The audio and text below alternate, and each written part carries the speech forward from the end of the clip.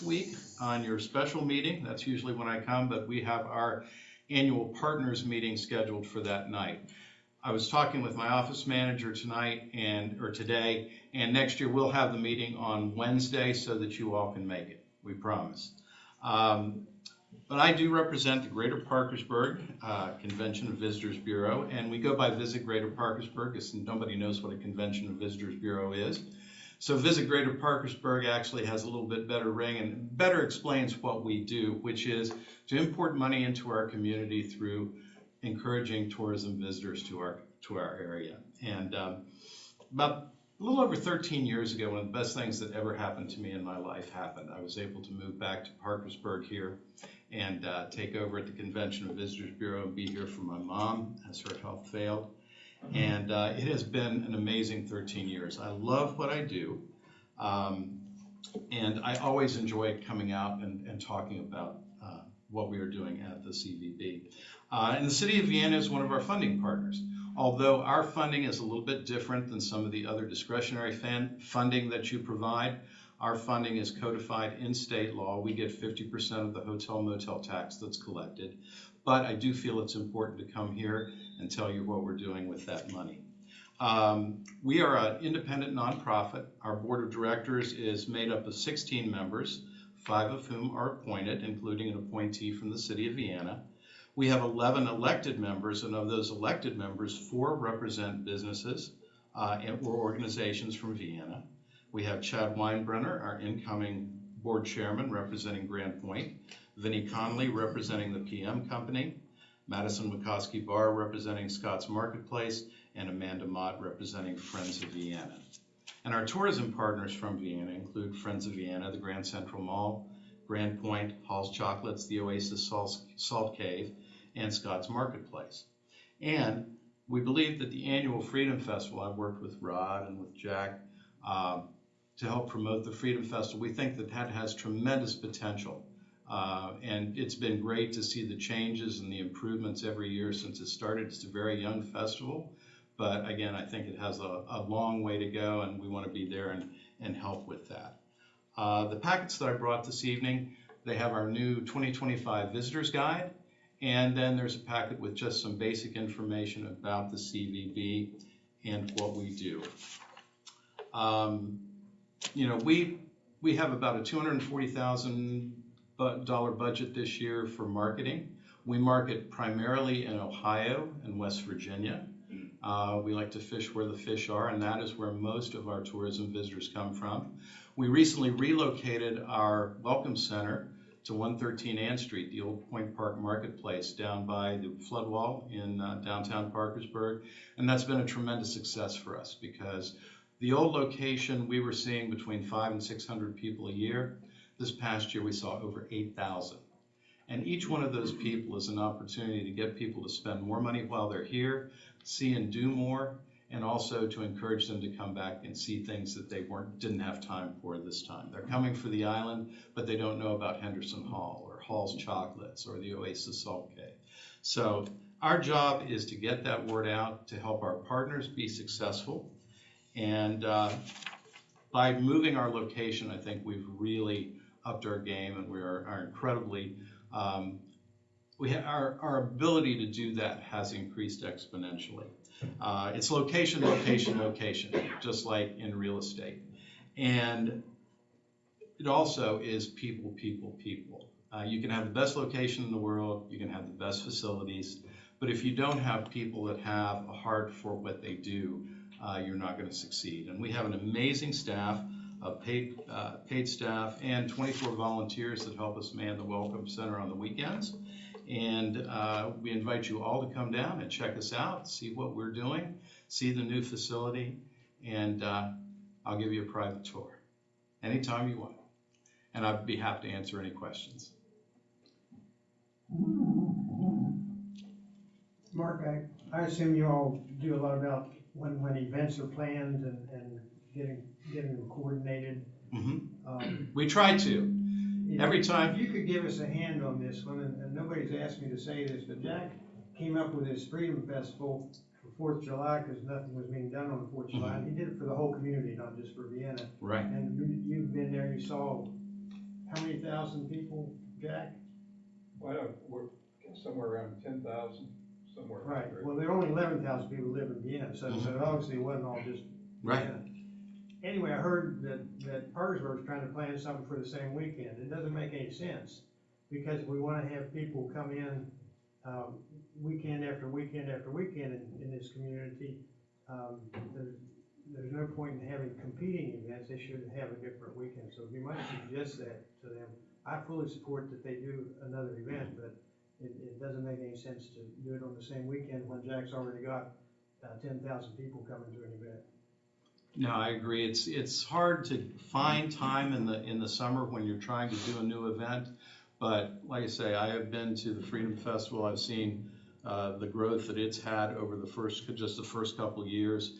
And it does, I think it's always better to fill up weekends rather than stack things on top of each other. So, yeah, when I speak with people, I'll mention that. Yeah, I kind of felt that way when I got stuck doing the Parkersburg Homecoming the third year, and it was the first year we ran in the black, but we included everything that was already there, and we made them part of the homecoming event, instead of shrinking it down, just trying to make it a single homecoming.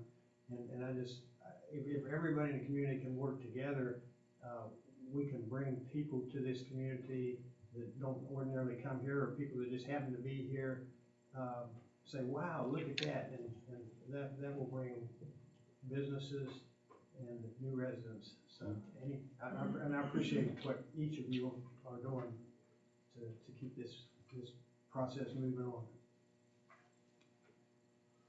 Anybody else? Does anyone else have any questions? Yeah, just real quick, what's your all, like, how far is your reach whenever you're promoting events? Exactly how far out are you getting the word whenever you're trying to bring people to the area? It depends on the event. Actually, if you look in a packet that I gave you, you'll see a couple of ads for the Freedom Festival that we put in a magazine that is statewide in Ohio and Western Pennsylvania. It just depends on the event. It depends on the attraction. Again, we focus on the Cleveland, Canton, Akron, Columbus area. That is where we do a lot of our advertising, but we also do some things in Pittsburgh, Western Pennsylvania, and then all of the state of West Virginia. And then if there's some, say there was some kind of event going on in the future for the city, or something was coming up and you guys hadn't heard about it, well, how would we reach? Will we just reach out to the bureau directly, or is there like a process you have in place to get something submitted that you advertise? No. Vienna's a funding partner, so we promote things like Freedom Festival and our partners in Vienna. So people just need to come to us and let us know what they're doing, and we'll help them get the word out. Thanks. Just call Mark. Just no more. I had the pleasure of meeting with Mark earlier this week, and we went over some various things. And my opening question to him after, he shared some of this is, I asked him, I said, what are you doing for Vienna?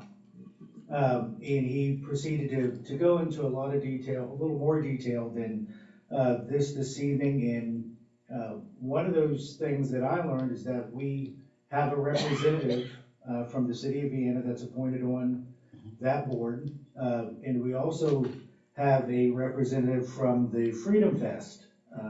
That's Miss Mott. Amanda, yes, Yeah. Amanda Moore. Amanda Mott is on that as well. Yes. So we do have direct representation, on that board, so we can utilize that as well. And I just look forward to the great things that are to come, and to continue to see a good partnership between Vienna and the Visitors Bureau, and do great things together. Looking forward to it. Thank you very much for your time this evening. I have a quick question. Sure. Last year you started, or there was a company that went into Point Park for kayak rentals. Yes. How did that do, and was that very successful? Did it get better throughout the season? They did. They took over our Paddle Fest event as well, and they're going to operate that moving forward. We're working with them this year. I'm hoping that they are going to expand into bike rentals as well this year with the completion of the new port trail. it makes a whole lot more sense. When it was just a quarter of a mile up and back, that wasn't much of a ride. But when you can do a 5 mile round trip all the way up and back, I think that really would be a great thing. So we need to talk with her and have discussions about that, but I think she's committed to reopening again this year and building on the success that she had last year. That's wonderful. I thought it was such a great thing, and when I heard about the possible bike rentals, that was just great. So the best of luck. I hope it's very successful. Thank you. Anyone else? Thank you very much. Thank you. Have a good evening. Moving on to agenda item number 3. This is a resolution reappointing Kelly Craft to the Vienna Planning Commission. Mr. Kolstad.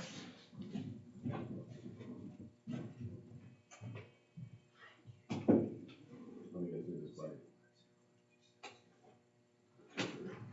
Be it resolved, this resolution reappointing Kelly Craft to the City of Vienna Planning Commission. Be it resolved by the Common Council of the City of Vienna that Kelly Craft, a resident of the City of Vienna, qualified by knowledge and experience in matters pertaining to the development of the city, shall be reappointed to a full and regular 3-year term of the City of Vienna Planning Commission. The new term begins February 10, 2025 and ends February 10, 2028.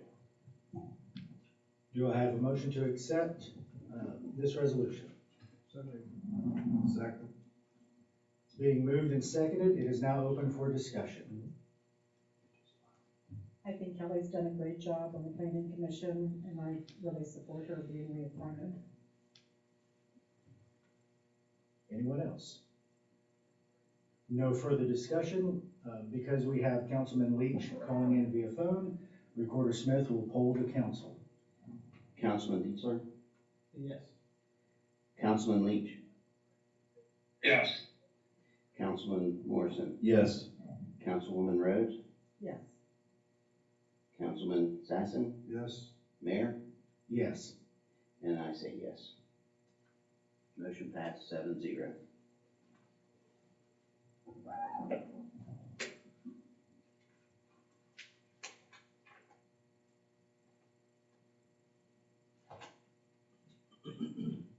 Item number 4 on the agenda is a resolution to donate a salt spreader to the City of Williamstown. Be it resolved by the Common Council of the City of Vienna that as per West Virginia Code 81218, sale, lease, or disposition of other municipal property, the City of Vienna donates a Byers Salt Dog Salt Spreader model number SCH096C to the City of Williamstown at no cost. Having heard this resolution, do I have a motion on the floor? Do I have a second? Second. Having a motion and a second, opening for discussion. Go ahead. What's the depreciated value of the equipment? $500 is what we got.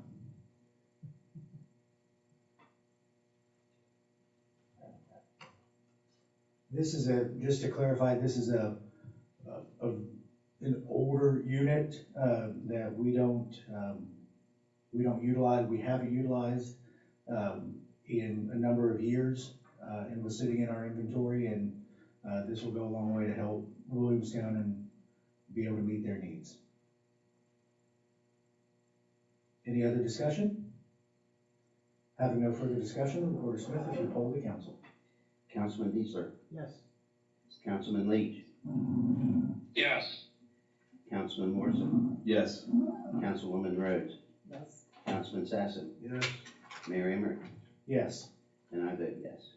Motion passed 7-0. Craig, if you'd like to take care of letting them know that all is well, and hope they get many good years of use out of it. I'll call Mayor Jordan in the morning and make him aware. Moving on to agenda item number 5 is an ordinance amending the Vienna Municipal Code, Article 133 for the Planning Commission. There's a lot to this.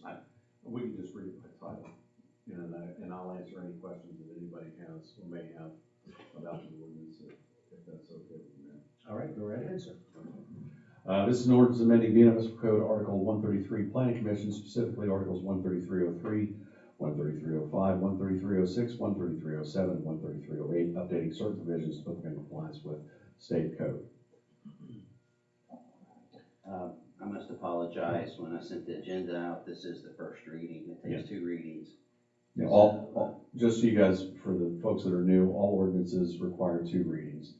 They have to be done at least 1 week apart, and so this will come up again with the second reading. You can make amendments between tonight, and if they're not material amendments, we can adopt them on the second reading, and you can make amendments at the second reading as well. And again, if they're not material changes, you can adopt those amendments then. If they are material changes, and you make material changes to your amendments, or with your amendments, then we would have to do a subsequent or third reading. What were some of the changes? What- Do you want to move and second it before? That's what I was getting ready to say. My fault. See, you look, you're having a little Chad Emmert syndrome right there. You're just getting so excited you want to start talking about it. So do I have a motion on the floor to accept this first reading of the change in ordinance? I move. I have a first and a second. Now it's open for discussion. Okay, what were some of the changes? So, and I guess I can go down, the copy that you have in front of you, I've put the changes that, to our current ordinance in red.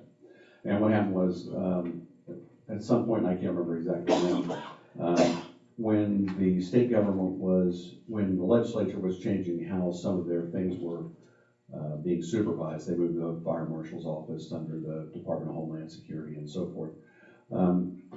Now, the general ordinance that governs or authorizes municipal planning commissions was also moved.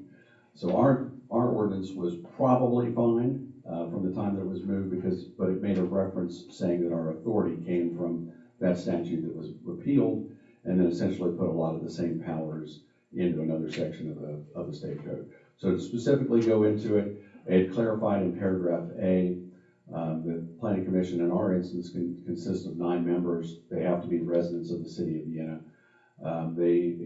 It further set out that in addition to being business representatives in industry, you could also put people on or encourage people that were part of labor, government, and anything else that was related. It changed the amount of time that you have to be a resident from 1 year to 3. It said that it allowed a council member or their designee to serve on the planning commission before you had to be a council member. And then paragraph B, it changed how folks were appointed to the commission. So if you appointed people one way, you have to continue to appoint them that way. It added, and you know, paragraphs. Do you want me to go through each of these individually? It's very exciting because a lot of it's just mechanical stuff that deals with how you serve, how you get appointed, who can be served, who can serve, who can't serve, and so forth. We moved it down to officers and essentially created a position that we've kind of always had with the vice president, saying that they can act in the same capacity. It really didn't change much for the office facilities and expenses, but the council has to provide space and resources for the commission to meet. No, I'm fine with the high level overview. I don't know about anybody else. All of the changes that are here were directed by the state. This wasn't internal decision that we decided to make to the code. So it's pretty basic and straightforward. Yeah, it's essentially mirroring the state code. The only thing that is different than state code, because state code doesn't make the provision, is for absences. If you miss so many meetings, we didn't really have a mechanism for taking people off the board. We had a mechanism, but that mechanism wasn't explicit. We didn't have absenteeism as being one of the ways. But realistically, all this does is set out what the state code sets out the authority is for planning commissions. Sets out we have to have the resources, and the only thing that I've done that doesn't, aside from the removing members from council, from the planning commission, is whenever you would turn to our ordinance basically said go look at Article 8, whatever it was, 24, I can't remember. And I just went ahead and pulled those out of the statute, put them in our ordinance, so that when you opened up our ordinance, you saw what the enumerated powers and duties of the planning commission were. That's where we're at. I think we need to get this done because we have some projects that are coming up, and I think the planning commission is going to be more important than it's been in the city for a long time. Any other discussion? I'd just like to say one of the other things, was that in the old, ordinance and I don't know about the state code, but you did not have to be a resident of Vienna to serve on the planning commission. And when they redid that state code, it was required that all members be residents. So that was a big one. The other thing that I would like to talk about is the absence section on the removal. Because when we looked at this before, I was fine with missing, I remember maybe removed from the planning commission for missing more than 3 consecutive planning commission meetings. And when I read this again, I know I was okay with it before, so I apologize for changing my mind. But if they miss 3 meetings, and usually the planning commission meets quarterly and not monthly, that means that then they have another meeting that they have to get to before they're removed. So essentially, they can miss a whole year of meetings and still, before they're removed. Now, I know that changes, like, we'll probably have some special meetings, this spring, but, I just think that's too many. So I was wondering if we could change it to something like, if they miss 3 consecutive meetings or 4 meetings in 2 years, and that would still be a lot of absences because that would be 50% on a regular quarterly schedule. But I just don't feel like we should allow, I'm with everyone else. I think it's great when people volunteer to serve on boards and commissions. I think that's just, that is so helpful, and to see commitment like that is wonderful. But I also think that sometimes people either fall out of love with the board or commission they're sitting on, or they have other things that come up and they can't make it. So I really think that we need to make sure that the people that are serving are committed to serving and they show up for meetings. We had one person on one board or commission that missed 50% of meetings over 7 years. And I just really don't think that that's okay, but that's my opinion. And I'd like to hear what you all think, because my opinion's obviously not the right one, and everyone else has experience too. So I'd just like to see what you all would think would be satisfactory. How many meetings should someone be able to miss? And I'm not going to comment on the number of meetings, that's up for you folks to decide. But let me tell you what the floor is on this. So if you have a city that doesn't have a lot of development going on and you don't have to have a lot of planning commission meetings, by this new ordinance that adopts state code, you have to meet a minimum of 2 times a year. And then if you are having business and development, and frankly, I don't think the statute's particularly clear on what that means, but either way, if you have a lot of activity or development, then you have to meet a minimum of at least quarterly. So the minimum you have to meet by statute, if nothing's going on, is 2 a year. If you have something going on, you need to meet every quarter. And then you can obviously have more meetings than that as are needed. So if something happens and you got a flurry of development, you just have your meetings. And whether you do 3 times or 4 times, if you do a 2-year period, that's up to you all. The only thing with putting the time period on is it's hard enough for us to keep track of who's even on the boards. A lot of times, much less how many meetings that they've missed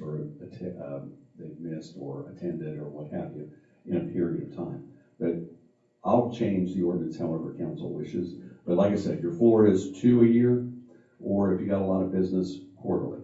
So 4 a year, and I'll leave it at that. Are there currently 9 members on the commission? We have 1 vacancy right now, but yet normally there's 9. I'm comfortable with how the ordinance is currently written. I don't know that we want to get into the business of micromanaging attendance so much that it would put us in a box. I believe that if we have this, and we haven't had this in the past, I think this is a good step. If we see that it's being problematic in the future, I don't have a problem revisiting it, in addressing it if we see that it's gonna be a problem going on, but I'm okay with how this is currently written. The reason I was saying that is if someone misses 3 meetings, that's not enough, it would be the 4th meeting when they would be removed, right? So they can miss 3 meetings, come to 1, miss 3 more, come to 1, miss 2, come to 1. Well, you can still, I mean, you could still remove a person from the planning commission if they're not. This is just a very clear way to do it. This is if there are 3 consecutive, but I think that would fall under the neglect of duty. If you're missing, 75% of your meetings, whoever it is that wants to remove them, whether it's the planning commission itself or whether it's city council, they send that person a letter and they say, well, we've noticed in the last 2 years that you've missed 75% of the meetings. It doesn't appear that you are willing to participate. So I think that would fall under the neglect. This is just a specific, hey guys, we want you to know that if you miss 3 consecutive meetings, then you can be removed. But I think of what the scenario you're saying, I think that's covered by the proposed ordinance. So they do have, so it is more than 3 consecutive meetings, It right? says a commissioner may be removed from the Vienna Planning Commission for missing more than 3 consecutive planning commission meetings. So once you hit that 4th meeting, and it doesn't limit it to a specific time period. But it also goes on to say 3 consecutive planning commission meetings, neglect of duty or malfeasance by majority vote of the municipal planning commission or city council. If a person can be removed for neglect of duty and that would qualify into that, then I'm gonna hold you to it and I'm okay with it. I think a basic thing for having a meeting is if you need a group of people to get together and you need a number of people to come there, I think that's neglecting your duties. Okay. But not just say too, I can also see there are going to be instances where somebody is very involved in the commission and they've done a lot of things on the outside, but maybe, life hits and they've had to miss 3 meetings in a row. Oh, I agree. And I think, yes, they could be, removed from the commission, but I also believe that, there's a little bit of grace involved. It's gonna be case by case, and I like the way it's worded. I think that neglect of duty covers a wide range. Obviously, if you've got somebody on the commission that's not participating, not showing up to the meetings, not interested, not answering their phone, not answering texts, they probably are being neglectful. But I just think it's a case by case. But I do agree. I think these amendments cover a pretty broad, range of things that can come up during, your commission meetings and stuff. So, yeah, that's it. Yeah, and I can see that too, I agree, Tony. I mean, life happens and you can't control that. And the other thing is, say like if the planning commission was meeting like every 2 weeks for 2 months or something, and then they miss 3 meetings, that's a lot different than meeting, it's all relative and it is case specific, I think, for each time that happens. I believe a lot of this goes back to each committee has a responsibility to hold their members accountable. I have obviously spoke a lot to accountability, and I believe we have a majority of individuals that have the right intention at heart, and we just hold each other accountable. And it gets through a lot of these things. Is there any other discussion? No further discussion. We will poll the council on the first reading of the changes to this ordinance. Is that correct? That's correct. All The right. amendment that you have before you in the ordinance, that's correct. Look at that. I almost got it completely right there in my head. That's right. Recorder Councilman Smith? Ditzler, Yes. Councilman Leach, Yes. Councilman Morrison, Yes. Councilwoman Rhodes, Yes. Councilman Sassen, Yes. Mayor Emmerich, Yes. and I vote yes. Motion passed 7-0. Moving on to item number 6, it's in the internal budget revision number 2. What this is an internal budget revision that is taking and moving $8,000 from the line item of enlisting to pay for the services that Thrasher has provided. This money is coming from money that's earmarked for Spencer's Landing. The Thrasher Group is focusing on Spencer's Landing, so this is in keeping with the budget item as listed.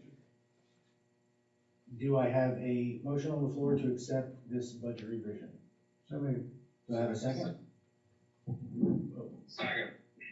So we have a motion and a second. Is there any other discussion on this item? Hearing none, Recorder Smith, will you poll the council? Councilman Ditzler, Yes. Councilman Leach, Yes. Councilman Morrison, Yes.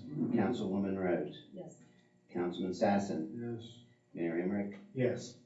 and I vote yes. Motion passed 7-0. Moving on to item number 7, the bid recommendation for Jackson Pool. What you see in front of you is the bid recommendation for the Parkersburg YMCA to manage and operate the Jackson Pool for the year 2025. Do I have a motion on the floor to accept this bid recommendation? So moved. Second. Having been moved and second, we now open up for discussion. I got a comment, and this goes back to the years where we were talking about possibly extending pool times and all the other stuff. I see the list is here. You know, you got one company that's dealing with lifeguards and pool management. That's the Y. They've done it for a long time. But everything has been outsourced, so your key to your success is going to be your lifeguard service. Lifeguards are typically between the ages of 16 and 21. So, you know, if you want to be a lifeguard, it costs $300 out of your pocket to do the training or the certification, I should say. It's typically, you know, I remember during Thanksgiving week, it's like on a Friday, Saturday, Sunday. We hold them over in Marietta. And if you do it yourself, then you have the flexibility of working at a pool. If you choose the Y, then, you know, the Y will send the kids to the different locations. You know, typically a kid, when they're a lifeguard, 16, 17, they may not be driving. So you do have limitations, you know, from that standpoint. But different cities have pools. Whatever you do with your pool, it's going to be limited to your lifeguards. Something to remember. And the other thing too is this agreement that the bid that went out, it's to pay for, there's a base fee, and it's going to be paid as you go for the services. So for example, if it's been raining for 3 days and you've got your pools open for 4, with lifeguard service, they'll pay you for the 4, not the 3 rain out days. Because everybody that's dealt with doctor's bills, if you get something, you pay. If you overpay, it takes you forever to get your, you know, money refunded. So that's the way it's set up. That's correct. What would be the estimated cost for the salary figure for that, for the season? I don't know what the history of that is. I don't what it have was the last history. year. There's a teeny tiny table that was in that packet. I think it was, I'd have to go back to the numbers, but I think it was right around 85, 90,000 last year. So, The total fee, looks like last year was $48,416. But that was everything. That's correct. This would be for the $10,651.56. Yes. That is for salaries. The other operational costs are ours. They are simply just managing and operating the pool. We provide them with the gear that they need, The chemicals, everything. It is important to note, this is not the contract. This is just us saying we're going to do this, and they have the availability to do it. Then Mr. Skogstad once agreed upon and passed, we will have a contract written, and that's where the specifics of that will be. Am I correct in saying that? That's correct, and I have a draft copy. I have a rough draft copy, I need to finish filling a couple of the details, but, we lost you. I have a rough draft copy of the contract that'll be provided to council before, to approve or change.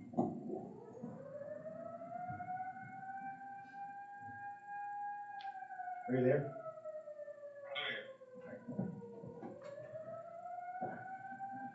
Have been moved and seconded, and discussion being had. With no other discussion, Recorder Smith, will you poll the council? Yes. Councilman Ditzler? Yes. Councilman Leach? Yes. Councilman Morrison? Yes. Councilwoman Rhodes? Yes. Councilman Sassen? Yes. Mayor Emmerich? Yes. And I vote yes. Motion passed 7-0. That concludes our new business agenda items. Moving on to council comments.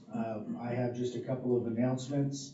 We want to remember, and look, I'm going to beat you to this, Tony. We're going to remind everybody that on February 18th at 6:30 p.m. at the Vienna Community Building, we will have the Spencer's Landing concept design and presentation by the Thrasher Group. We have worked very hard, and Councilman Morrison has worked very diligently to get this information out to our community, probably blanketed more of the area than for any other meeting. So we're anticipating a good turnout for that. And again, that's February 18th at 6:30 p.m. at the Vienna Community Building. Our next council meeting, we will have a special council meeting on Thursday, February 20th, 2025 at 6 p.m.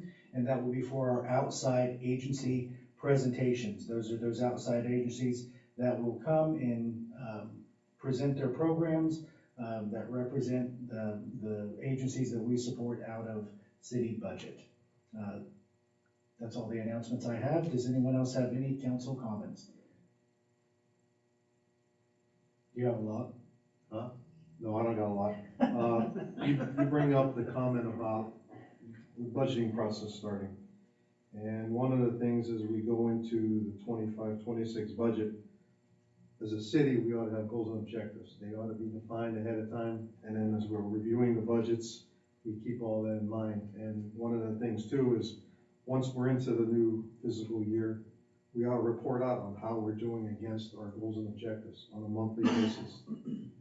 I have yet to see any draft or any recommendations for the goals and objectives for 2025, 2026 to go with the budget. Do you have a draft or anything that you can share? Of goals and objectives?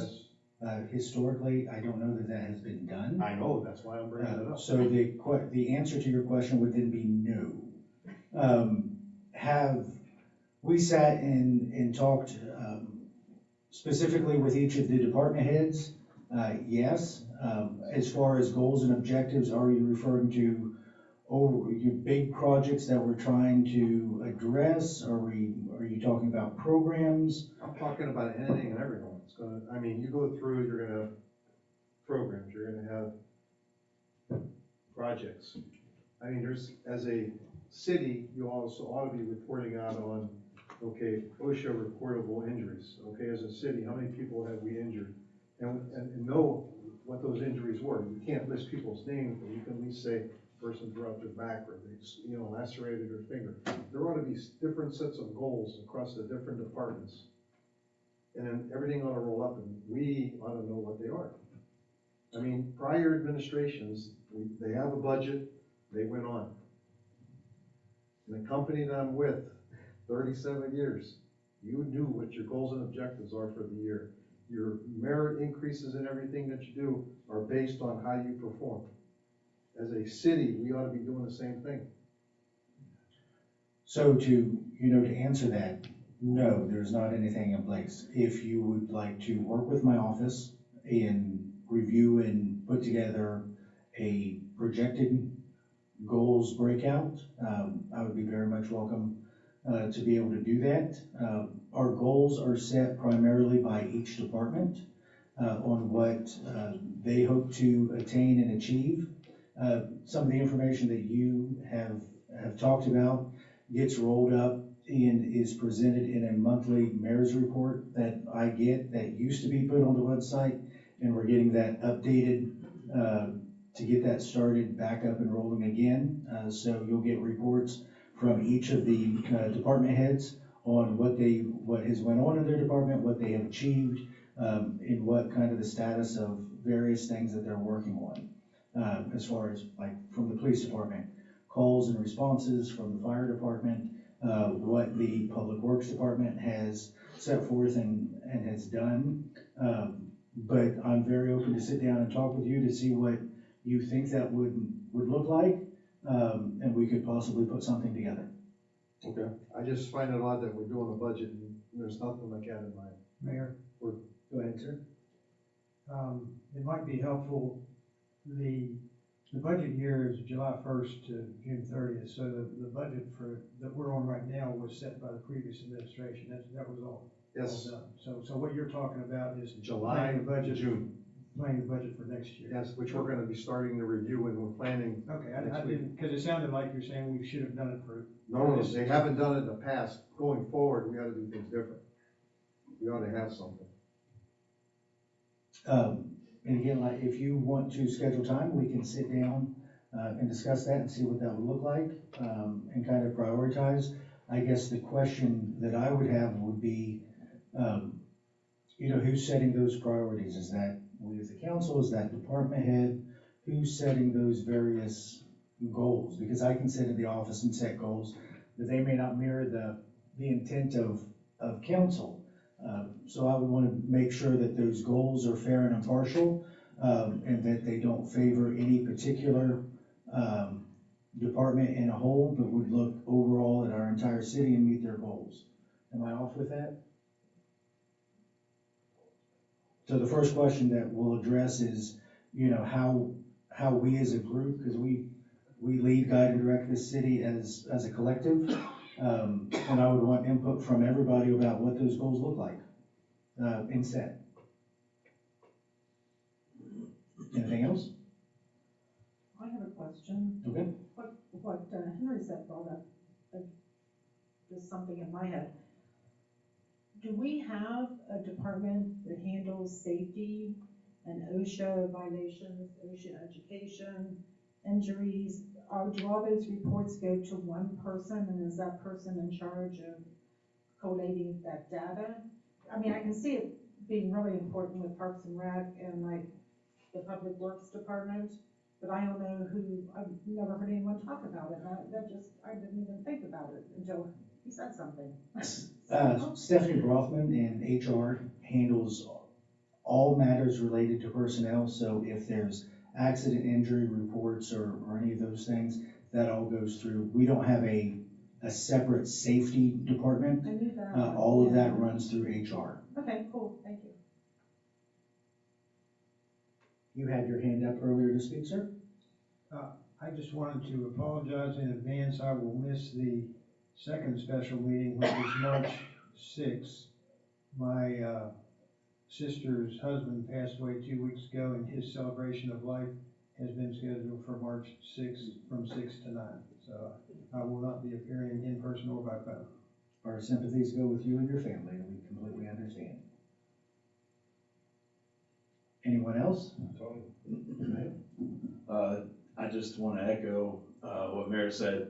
Next Tuesday, 6:30. It's important. It's really important. We get a lot of people out.